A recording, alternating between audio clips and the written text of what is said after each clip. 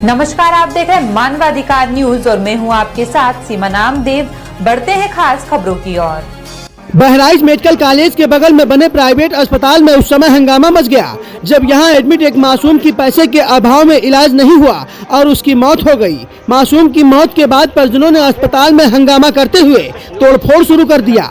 पहले हम आपको मृतक मासूम के परिजनों की वो बात सुनाते हैं जो बहराइच के हिंदुस्तान चाइल्ड हॉस्पिटल की पोल खोलती है। पैर नीला हो गया। इंजेक्शन लगाए ना, बताओ। मेरा बच्चा नॉर्मल था, बिल्कुल नॉर्मल था। जो इंजेक्शन लगाए ना गलत लगाए। और इन्होंने इंजेक्शन लगाया। जो आईसीयू में ट्रीटमेंट कर रहे थे उसको बाहर निकालने के बाद वही ट्रीटमेंट ये बाहर कर रहे थे। जब मेरा बच्चा बिल्कुल नॉर्मल हो चुका था तो उसको आईसीयू से बाहर किया गया। तो फिर कौन सा ट्रीटमेंट चल रहा था? मेरे बच्चे की सारी रिपोर्ट नॉर्मल थी तो फिर कौन सा ये इलाज कर रहे थे? ये बात इनसे पूछी जाए। और मेरे बच्चे की रिपोर्ट में 14 पॉइंट खून है। उसके बाद अभी क्यों खून में लगाया गया और चढ़ाया गया 2 बार?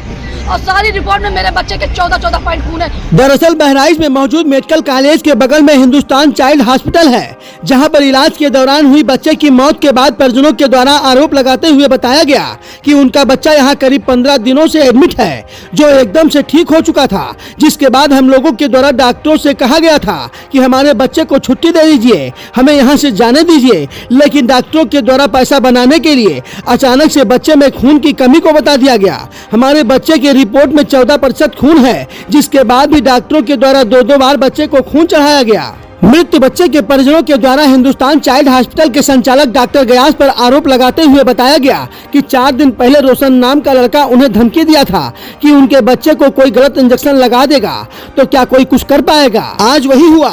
डॉक्टरों ने कौन सा इंजेक्शन लगाया जो बच्चे का पैर नीला हो गया और उसकी मौत हो गई। हालांकि हिंदुस्तान चाइल्ड हॉस्पिटल में हो रहे बवाल की सूचना पर पहुंची बहराइच की नगर कोतवाली पुलिस व थाना दरगाह की पुलिस के द्वारा मामले को किसी तरह से शांत कराया गया और परिजनों को यह यकीन दिलाया गया कि जो भी इस मामले में दोषी होगा उस पर पुलिस सख्त से सख्त कार्रवाई करेगी। इन सब के बीच सबसे बड़ा सवाल ये कि आज इस घटना से पहले भी इसी अस्पताल में कई बड़ी घटनाएं हो चुकी है। यह अस्पताल कई बार सुर्खियों में रहा है, लेकिन हिंदुस्तान चाइल्ड हॉस्पिटल के संचालक पर कोई बड़ी कार्रवाई अब तक क्यों नहीं हुई। सूत्र बताते हैं कि हिंदुस्तान चाइल्ड हॉस्पिटल के संचालक डॉक्टर गयास का उत्तर प्रदेश की सत्ता पक्ष के नेताओं और विपक्ष के लोगों में बड़ी पहुंच है। ये इतने रसूखदार है कि इनके गिरेबान तक किसी भी अधिकारी और पुलिसकर्मी का हाथ नहीं पहुँच सकता है। यही कारण रहा है कि अब तक जो भी मामले इनके अस्पताल में हुए हैं उन मामलों में इन पर कोई कार्रवाई नहीं हुई है।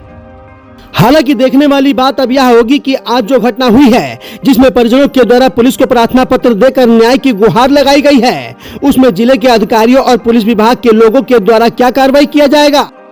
मेरा बच्चा नॉर्मल था, बिल्कुल नॉर्मल था। जो इंजेक्शन लगाए ना गलत लगाए। और इन्होंने इंजेक्शन लगाया। जो आईसीयू में ट्रीटमेंट कर रहे थे उसको बाहर निकालने के बाद वही ट्रीटमेंट ये बाहर कर रहे थे। जब मेरा बच्चा बिल्कुल नॉर्मल हो चुका था तो उसको आईसीयू से बाहर किया गया। तो फिर कौन सा ट्रीटमेंट चल रहा था? मेरे बच्चे की सारी रिपोर्ट नॉर्मल थी तो फिर कौन सा ये इलाज कर रहे थे? ये बात इनसे पूछी जाए। और मेरे बच्चे की रिपोर्ट में 14 पॉइंट खून है। उसके बाद अभी क्यों खून में लगाया गया और चढ़ाया गया 2 बार? और सारी रिपोर्ट में मेरे बच्चे के 14 पॉइंट खून है। 14 पॉइंट खून तो एक आम आदमी के नहीं होता है। ये गरीब आदमी 7,000 रुपए मेरा आदमी कमाता है। कितने दिन से आपका बेटा यहाँ पे एडमिट? 15 दिन से। और मेरा हस्बैंड 7,000 रुपए कमाता है और 20,000 25,000 रोज की रोज ये लगा रहा है। जेवर जक्कर सब बेच के हमने लगा दिया इसके अंदर। और आज मेरा बच्चा एक्सपायर हो गया। कैसे एक्सपायर हो गया यही सब पूछा जाए। और सारी रिपोर्ट नॉर्मल। रोज की रोज जांच, रोज की रोज खून निकाल रहा है, रोज की रोज एक्सरे करा रहा है। उसके बाद में मेरे बच्चे